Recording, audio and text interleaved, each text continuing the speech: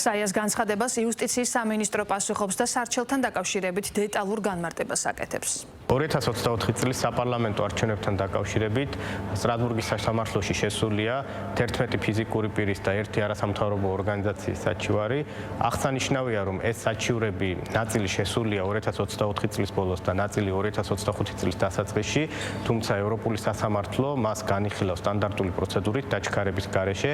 შესაბამისად, მთავრობას მიმდინარე წლის მაისში აქვს ვადა წარადგინოს საკუთარი პოზიცია, შემდეგ ექნება თვითონ მომჩინებს შეპასუხების შესაძლებლობა და საბოლოო პოზიციას ისევ საქართველოს მთავრობა წარადგენს.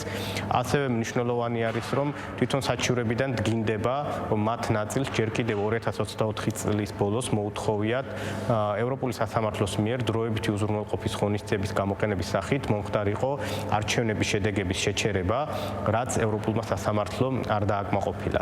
რაც შეეხება თვითონ საჩივრების შინაარს, მომჩინების ნაწილი დაობს თითქოს ადგილი ჰქონდა ხმის უფლების ფარულობის დარღვევას, ხოლო მეორე ნაწილი, რომელიც საზღვარგარეთ ცხოვრობს, მიიჩნევს, რომ მათი უფლებები დაირღვა, რადგან არ მოხდა უფრო მეტი საარჩევნო უბნის გახსნა ქვეყნის ფარგლებს გარეთ.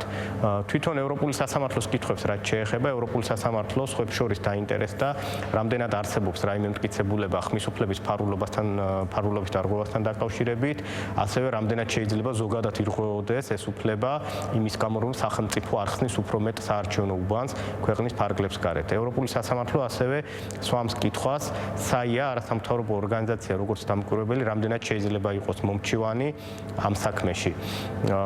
შეიძლება ითქვას, რომ ძალიან მნიშვნელოვანი არის ამ საკითხის განხილვა ევროპული სასამართლოს მიერ, რადგან ჩვენ გვექნება ავტორიტეტული ორგანოს სამართლებრივი შეფასება აღნიშნულ საკითხთან დაკავშირებით და მანამდე კი ყველა აქტორს, შიდა და გარე აქტორს მოუწევს პატივისცეს ევროპულ სასამართლოს დაელოდოს მის პროცედურებს და აღარ გააკეთოს რაიმე სპეკულაციური შეფასებები აღნიშნულ საკითხთან დაკავშირებით.